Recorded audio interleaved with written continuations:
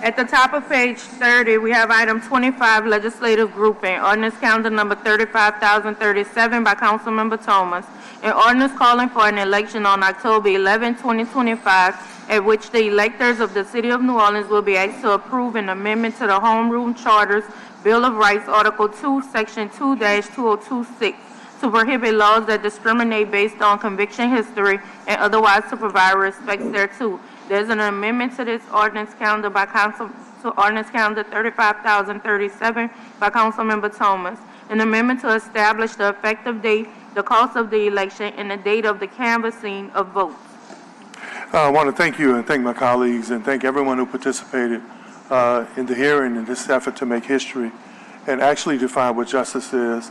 In a rare move, the presenters have actually said that they would much prefer to sit at the table if there are any questions, but hear from the speakers, because I think we had a real full hearing the last time, and it would be better to hear from the speakers or those who want to talk on this issue and be there to answer any questions. So, Mr. Marshall, if you could bring your team to the table, and then after all of the speakers, we will have a closing remarks by council members, as well as by Mr. Marshall, the team from Vote, and all of the supporters here. So we'll start with the first speaker, Mr. George Macho.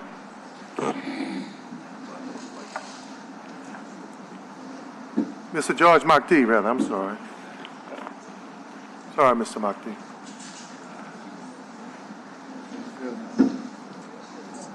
George Mahdi, Neighborhood Unity and Merge.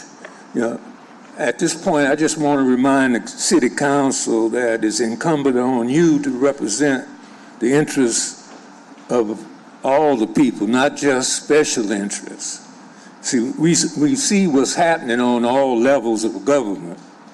We have issues with the way that you've done the home rule charters in the past, which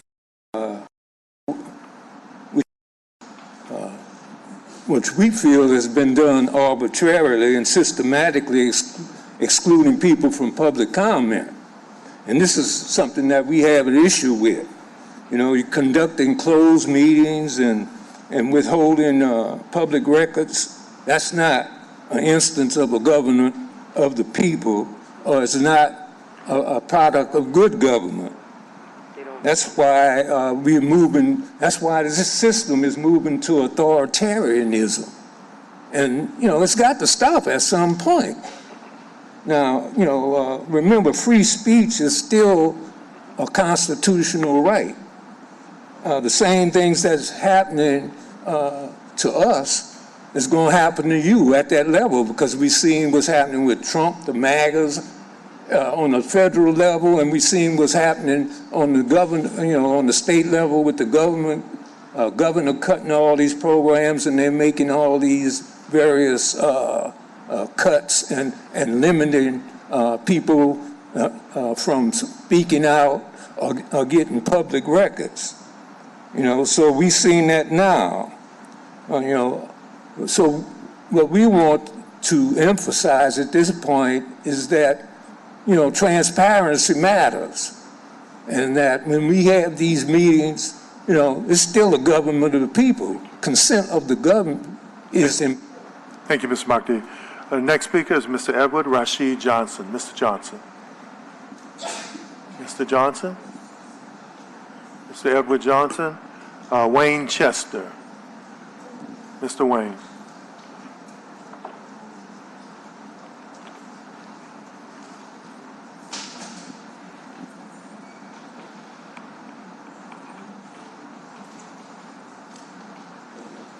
Hello, how y'all doing today? Doing good afternoon. My name is Christopher Morrow. I spent 12 long years behind bars. I earned my bachelor's degree in communication, graduated cum laude, and trained in multiple trades, refusing to allow my circumstances to define my future. I took any work I could, busboy, dishwashing, circumstances, once again, humbling myself. Armed with my education, my work ethic, and my determination, I applied for a position in medical marketing with the home health sector. I was qualified, capable, immediately denied because of my record. It was a brutal reminder that freedom on paper does not always mean freedom in society. But then a second door cracked open. A different company owned by someone who understood what it meant to have a past took a chance on me. They didn't see a conviction. They saw a conviction of a character. That year, I netted over $1,000. For the first time, someone had looked past my past, and I rose to meet their belief with everything I had. I didn't stop there. I knew my story wasn't meant to end with someone else's company. I founded my own, Cure Genesis LLC, a healthcare enterprise built on the idea that healing isn't just about physical care. It's about second chances, dignity, and growth. When you give someone an opportunity, regardless of their past, you don't just open a door, you light a fire. You reignition their humanity, their hope, and their unmatched hunger to prove that anything they matter, that they can create something powerful. Thank you. Thank you. Mr. Allison McCrary. Ms. McCrary had to leave, but she wanted her name called into the record. Anisha Shelley, Shelby, or Shelley? I'm sorry, Anissa. You can correct me when you get to the stage. It's my handwriting, so I apologize. All right. Good afternoon, council members. My name is Anisha Shetty. I'm a resident of Councilmember Freddie King's district, the daughter of a formerly incarcerated father, and the communications director at Voice of the Experience. For thousands of New Orleanians, the punishment doesn't end when the sentence does. People with conviction histories are routinely denied housing, excluded from jobs with livable wages, and treated as permanently untrustworthy, no matter how much time has passed or how hard they've worked to move forward. There are more than 44,000 known collateral consequences tied to a felony conviction. That's an invisible life sentence, one that locks people out of opportunity, stability, and dignity. Many of our formerly incarcerated members are doing everything they can to survive. They'll work graveyard shifts, string together multiple jobs, and pay non-refundable fees for housing they'll never be approved for. I see elders and disabled people, some wrongfully convicted, living in unwalkable neighborhoods because it's all they can afford on Social Security. They rely on community, not because they're incapable, but because they've been systematically excluded. And the burden doesn't end with them. It shifts to mothers, partners, and children who are left to fill in the gaps. When people are shut out of opportunity despite their best efforts, they're pushed to the margins. And marginalization makes us all less safe. These policies are a net loss for community. They keep people from participating fully in society, and they make it harder for families to thrive, neighborhoods to stabilize, and our city to grow stronger. This council has a chance to lead. In 2022, the Atlanta City Council unanimously expanded its human rights protections to include people with conviction histories. At a time when federal and state policies are pushing for more incarceration and longer sentences, New Orleans can choose a different path against endless punishment. Please move this ordinance forward and let the citizens of New Orleans cast their ballot in favor of making justice-impacted people a protected class. Thank you. Thank you. Mr. Chewy Clark.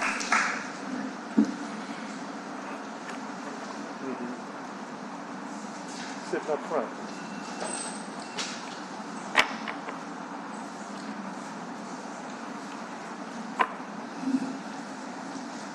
And also the presenters have said if those who are in support, if you want to waive your testimony, you can just stand up and you can. Mr. Clark. As always, my name is Albert Chewy Clark.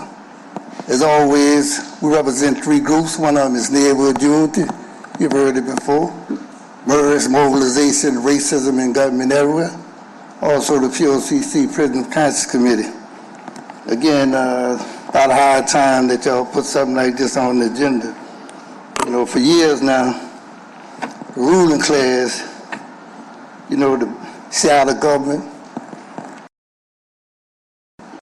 this sector, the state, that's what they've been doing, making laws in care of, that they would like to see, in care of, you know, order, in care of maintaining the status quo. We see them as making laws to maintain the status quo.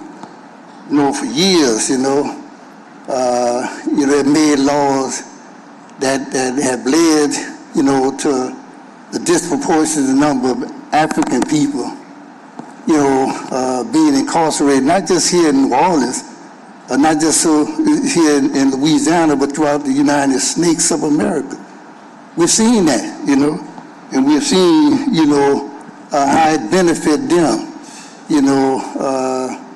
to do this without the input of working people, poor folks, folks who, in a sense, really don't get the honor because, folks in city government who tend to align themselves with the business sector, that make these laws, that in a sense, wind up, disproportionately, in a sense, targeting our community, black folks. I remember, and I won't say this here, I just want, say one thing in reference to Harry. Thank you.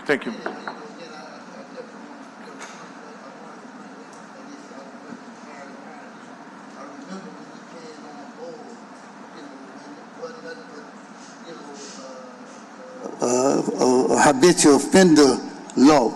He created a habitual felony law, that target, this community, the black community, that wind up with a whole lot of, folks here in New Orleans, black community. Mr. Chewy, we have a 2-minute time limit. All right, yeah, well, so thank you. 2 minutes ain't enough. Y'all know that. I can't take no 2 minutes there. Thank you, Mr. Clark. Ms. Sierra Green. Ms. Sierra Green in support. Ms. Darlene Jones.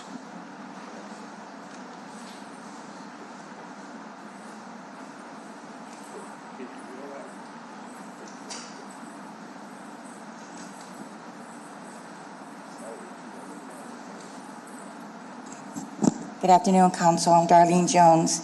No one should be held accountable or thought of for the very worst thing that they've ever done in their lives.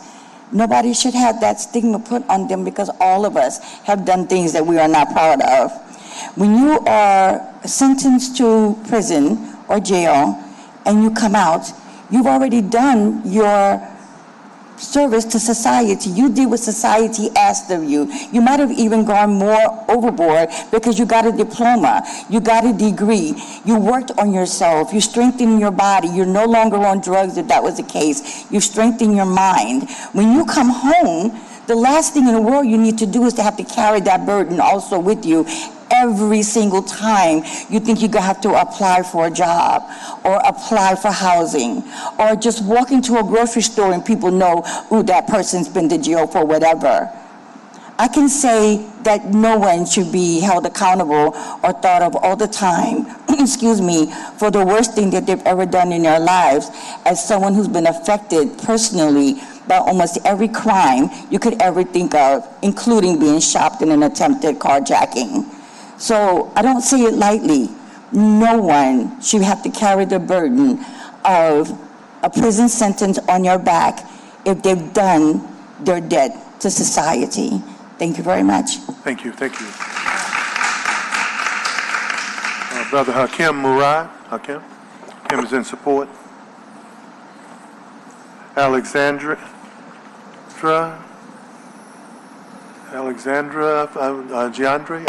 Alexandra is in support. Nazim,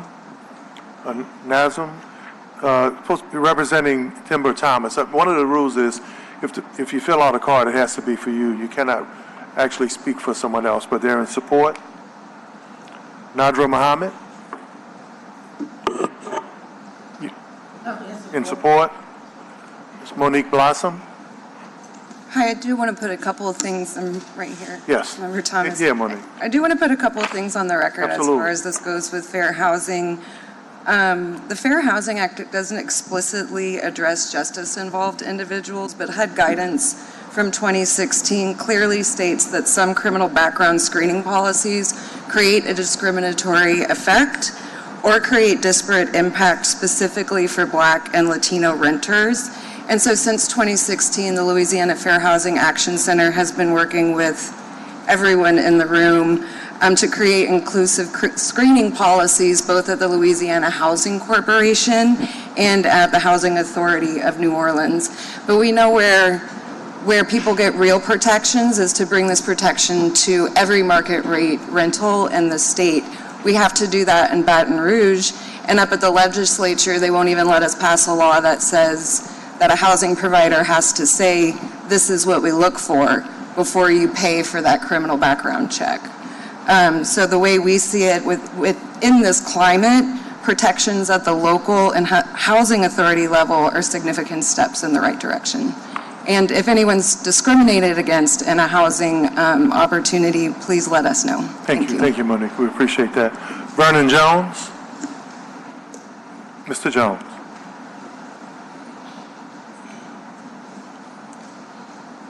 Good afternoon. My name is Vernon Jones. I'm a formerly incarcerated offender over 2 decades inside of prison, and I've faced a lot of hardship coming home trying to find employment.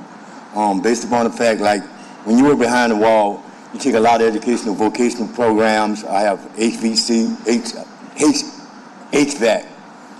welding, carpentry, all that stuff that I thought I'd be able to apply myself getting a job. I went on several different job searches. I got hired at Walmart as an assistant manager. I got my blue vest. I got my Indeed card for when money be direct deposit. I got my shift hours and everything. Then after they did the background check from an independent source that does it, came back and it read that I was in jail for armed robbery, so, several counts. I didn't get the job. They said, reapply later. At this time, we were going in another direction. I was kind of thrown back behind that. Before I came to this meeting, I just came from my parole office to see that person. I have to pay $73 a month, which is a hardship if you're unemployed. And they look for it. The new amendments that Governor Landry has put out now, pay, you mess up with the rules, don't go to any, you can go right back to jail behind that, man. That's the Discrimination Act. After I did all that time, applied myself and come out here. I'm just glad that page 30 and this number 25 has come up on the board. For that, man, I hope that the council passes and understand that. I'm not saying I'm perfect, but I deserve a chance. I don't want to get on SSI, disability and all that because I'm an able-bodied, still willing to work, So I don't want to lay on the government because the government took care of me. I want to take care of myself now and my family. So I just want to, say that, put that on the record. Thank you. Thank you. Thank you very much. Mr. Michael Burnside. Mr. Burnside.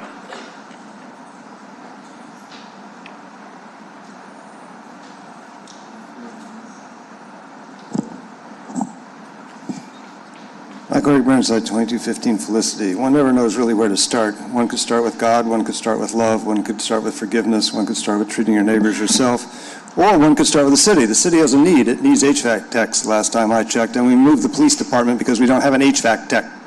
And lo and behold, the Lord provideth. There's an HVAC tech. Maybe we should hire him and put him to work. Seriously, no tongue-in-cheek, no BS. Man needs a job, we need an HVAC, because otherwise our public libraries are going to be shut again this summer when it's hot outside because their freaking air conditioner is not going to work. We can benefit from them. They are not the only people who can benefit from us. It can work both directions. They can reach people you can't. They are willing to walk places you don't feel safe. You can hire them as a constituent service person and put them to work. These people vote.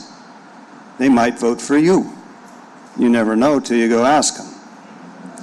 There are people who talk about transparency. I agree. Wayne, I know. I did not know Wayne. I know Wayne. Wayne does dogs. He loves dogs. He wants a nonprofit to take care of dogs.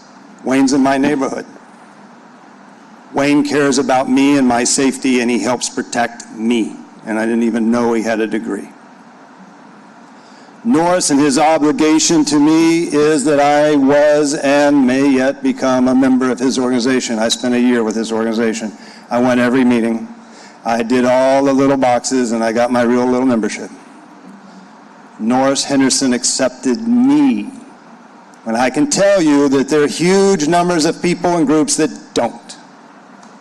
The Quakers did not take me into membership twice in over 10 years when I asked them on bent knee. I have been rejected often. Norris did not, and I am grateful. Thank you. Thank you. Thank you. Carmen Demerel.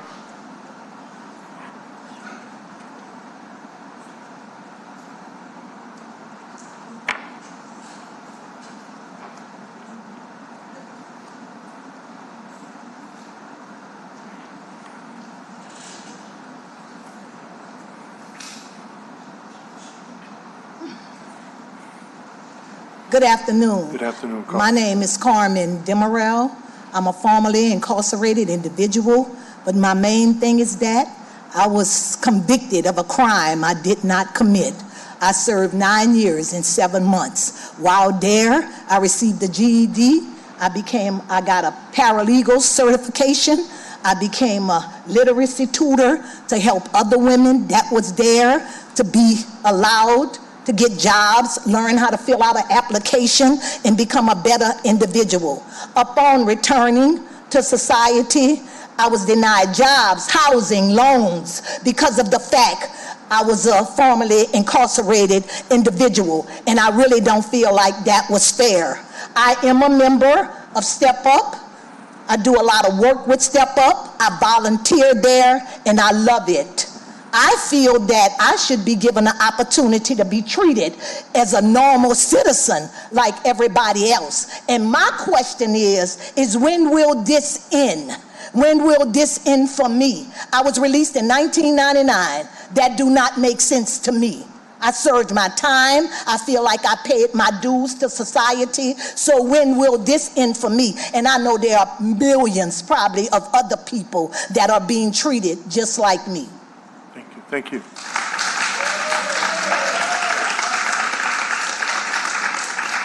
Renard Coleman.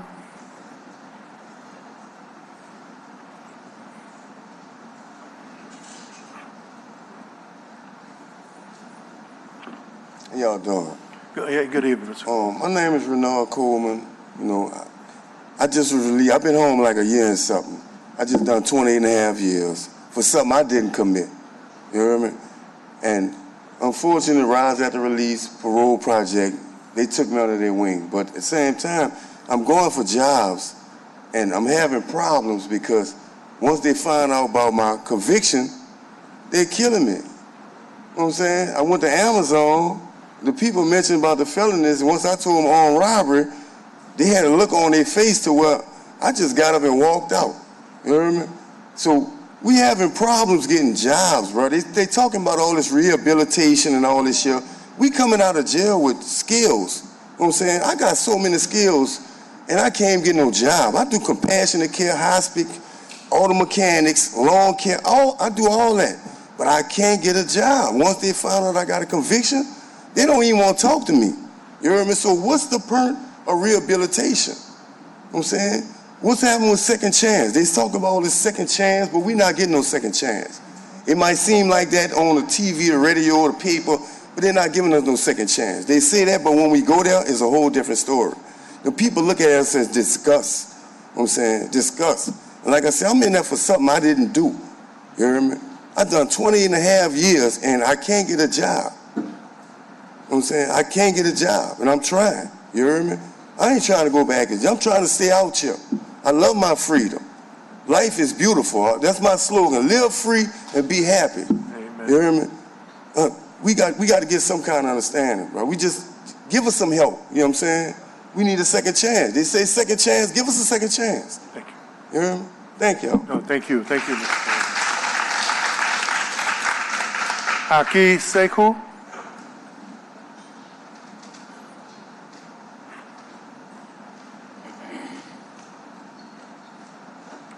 And the last card is Mr. Norris Henderson. Good evening. My name is Haki Sekou. A formerly incarcerated individual. I stood 41 years, 7 months, and 10 days in Angola. I obtained just about every diploma you can get there. Upon release, I came out with the same dream Dr. King had that was deeply rooted in the American dream. I came out anticipating having a job, a place to live, get with my family, and do things that mans do. But my expectation and the realization were totally opposite. Because when I got out here, I went to get a home. I had the finance to do so, but they told me I had to wait 2 years because I hadn't been out 2 years. I found a job. They let me work for 2 months and came back and said, well, you're being terminated because you have a conviction. So they released me off the job. I was told that they had a black box that was supposed to be in the black box thing that had been passed. Well, it may have been passed, but it's not enforced. So that makes us invisible mans. They put us on a pay me no mind list. Work my way out of it. We're still working it. And we're going to be successful, but we need your help. And that's all we're asking for. Thank you very much. Thank you. This gentleman I called his name is Card. He wasn't in there. If you want to come up and state your name and make your presentation, then the last card is Mr. Norris Henderson. Good evening. Good I'm evening. Edward Johnson. I was released in 2016. I did 25 years. And I came home, I was in a wheelchair. And everything has been like a hurdle for me. I struggled to get out the chair and I managed it. I knew I couldn't sing, dance, or rap, so I needed to do something to get myself together. So I went to school. I got a degree in psychology at SUNY. But the struggle didn't stop. It started because even though I have a degree, had complications getting a job because of my background. Had complications finding a place to stay, even when I was in a chair. I'm still on a waiting list. I've been home 9 years.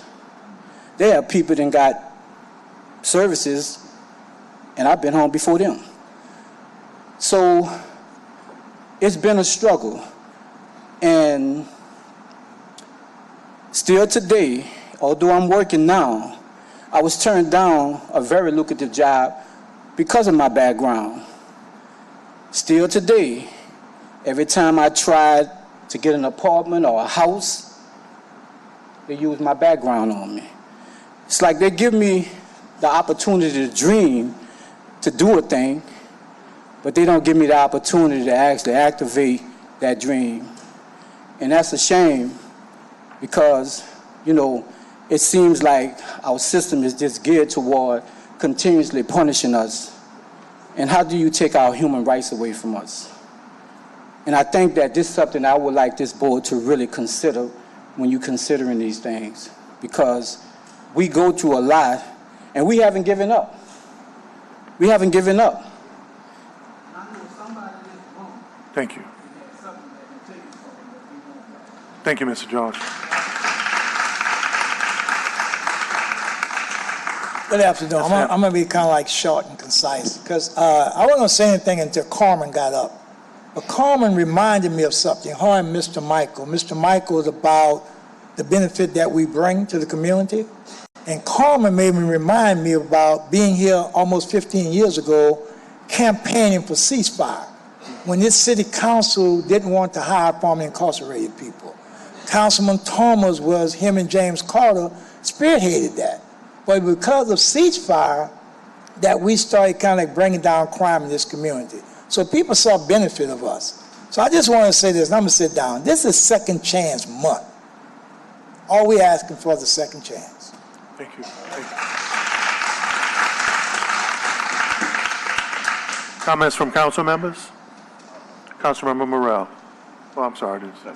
Thank you. I made a lot of my comments at the original meeting we had earlier this week, and I don't want to belabor those, but I think it's so important that the city of New Orleans put its morals and its positions where its mouth is. I think that when you look at the fact that we as a city are constantly telling people in private business and private industry, you should allow unions, you should push for unions are great, that we want to push back against discrimination, particularly because of race or gender or sexual orientation, we put these things in our Bill of Rights to show these are our values. These are the things that we are committed to. And I think it's really important with this amendment that we have before us today, we include the formerly incarcerated as those groups that as a city we value and see value in. So I appreciate Councilmember Thomas bringing this measure forward. I know we didn't get the full presentation like we did at the hearing, but we have certainly issues in our own house in the city and how we deal with people who are formerly incarcerated. And as a city, it is incumbent upon us to put our values in our charter so that everyone can see them and appreciate them. Thank you. Thank you. Councilmember Green. And thank you, Councilmember Thomas, for bringing this measure before. A couple of things that I want to say are practical, and I just want to remind everyone. I think that there are a lot of people out there who are sympathetic on the job front and want to help people get reintegrated into the workforce, to the economy, and to the social structure. So I just want to emphasize that I've had successes in helping people to get employed through Job One who were formerly incarcerated, including someone who was in jail for 3+ decades. I do want you, if you haven't had a chance to do it, or if there's something that needs to be done to have them work a little bit more efficiently, just let us know. But that agency has helped. So if you haven't heard of Job One, or if you want to look it up and you go to Dryad Street, I'm just telling you, I've had experience as a success in terms of helping people. I also am a property management company owner. And I deal with electricians, plumbers, with HVAC employees, HVAC people who are on their own, also pest control and the like, and lawn maintenance. And I think that there's a lot of people out there who recognize that there are certain opportunities out there that they're not going to exclude anyone on. So at the end of the day, there are a lot of people who own their own businesses who need the support of anyone who can help them who wants to be gainfully employed. And I encourage you to recognize that. And maybe if there's somebody who wants to question me as to whom I'm suggesting, feel free to contact eugene.green@nola.gov or call my office, and I may be able to provide assistance.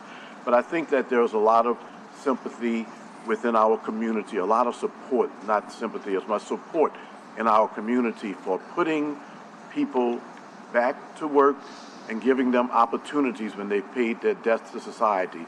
I'm one of those, and I look forward to helping to enhance our society to the extent that we can by incorporating those who are sincere and motivated and want to do something positive back into a position where they can do that. I talk often about the city having so many job vacancies. I want to see those jobs filled in whatever way is possible, working with those who have not been incarcerated and those who have been incarcerated. So I look forward to maybe this measure being another resource that can help us to be able to move forward to put more people back to work and to integrate them back into society. Thank you. Thank you. Before Mr. Marshall closes and summarizes this, if you ask for comments at the table with you, justice doesn't always come for those of us who have the right to justice. It may not have happened for Norris or Mr. Marshall, Ms. Green. It may not have happened for your brother and your family. Carmen, it may not have happened timely for you, but when you're righteous, Akim, when you fight for others, many times when you put your life second, justice will come, especially if there's a spirit of purpose, mission of unity, and you know that the call and the ask is the right thing to do. It may not happen in our time even. If it had happened in their time, Malcolm and Martin and Mother Teresa and all the great ones would have experienced, and Muhammad, they would have experienced something different. But a lot of times your fight, it's not about us, it's not about you, it's about the people who come after you. Mr. Marshall, God bless you. Norris and the members of VOTE, this effort to make history is not just to make history, it's to change history. It's so that many people who have fought for a second chance never got a first chance. So that then this second chance is actually their first chance. So as Councilmember Morrell said, how can we say we have values as a city when our policy, our legislation, and our action don't match that value. So today, this is really an effort about wanting our values to match what we say and match what we say we stand for. And that is that all of God's children count. And you can't have justice for this group and for that group and for this organization and that organization if it's not applied to everyone. So this, hopefully, at the end of the day, when the people will ultimately decide, will at least represent the values of a city that thinks that everyone deserves a chance. Mr. Marshall. I appreciate you. How y'all doing? My name is Ronald Marshall. I'm the Chief Policy Analyst at Voice of Experience. I'm also Justice Impacted.